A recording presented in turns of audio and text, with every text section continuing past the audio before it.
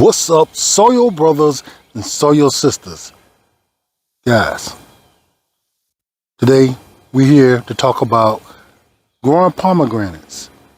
Alright, so I am not an expert in growing pomegranates, but I'm going to tell y'all some of the things in the last 3 years I've been growing them, I have learned. Alright, these particular fruit, they will grow in a pot. They will not grow to full potential, not even close. I had them in gigantic pots, and for what reason?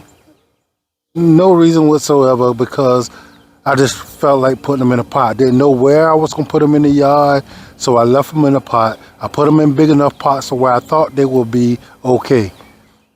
We got maybe 1, 2 fruit, a lot of them dropped. And last year I decided I was going to go ahead and put them in the ground.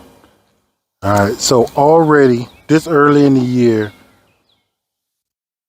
it is doing great. It is fully leafed out. We have blooms all over the tree, and it has almost tripled in size already from, maybe 3 months of nice weather until now. So I'm excited, and I'm looking forward to what the harvest might look like on this tree this year. So I'm going to take you around just to show you some of the blooms, and hopefully we'll be able to show a progression video on the fruit that we actually be able to harvest from this particular tree. So I do have 2 varieties. This one is a Zodi. Alright, and Zodi is supposed to be a white flesh fruit that's very sweet.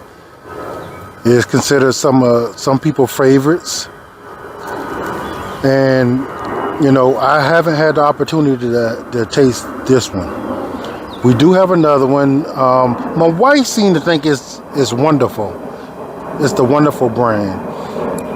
So we have eaten it, and it is a very good taste of fruit. I know the earlier fruit probably not supposed to be all that good, but it tastes great. I don't believe it's Wonderful, because when I bought it, Wonderful wasn't the name that stuck in my head.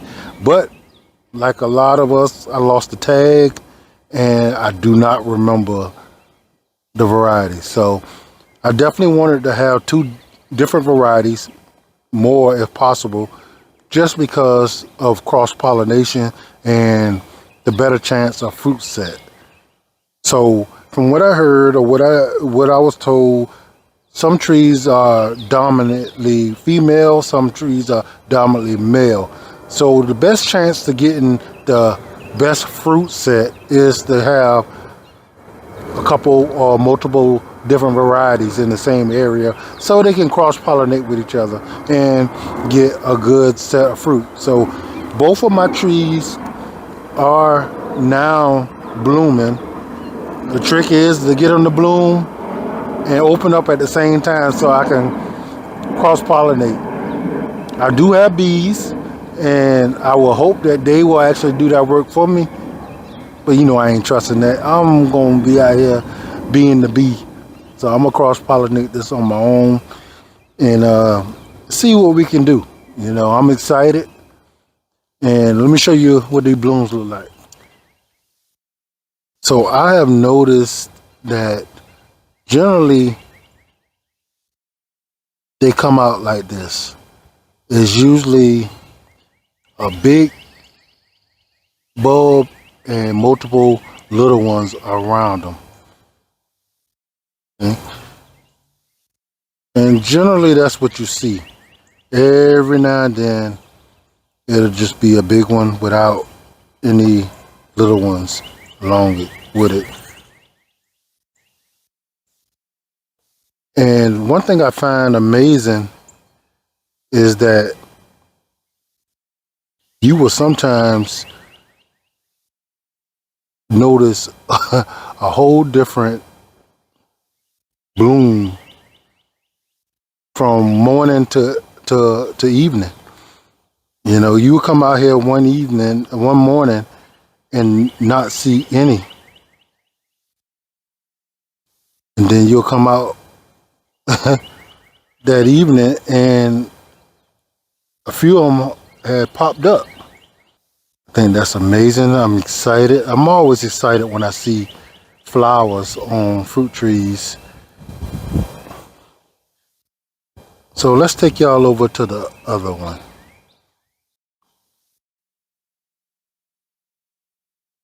All right, guys. So this is the other one that my wife think is the wonderful pomegranate. I'm not so sure,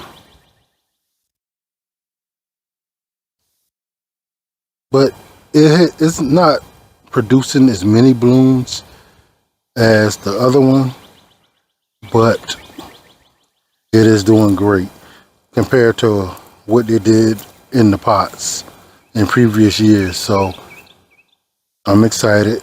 You know, neither one of my trees are humongous, but they are way bigger than what they were in previous years. So fam, all I did when I put my pomegranate in the ground is I dug a hole twice as deep and twice as wide as the pot that I was taking it out of. I supplemented my native soil with some compost, some rabbit poop, some chicken poop, and even some potting soil along with some sand. I mixed it all in, I set my plant in, and I watered it in. All right, so it actually responded really well to that, and so far I'm very pleased with it.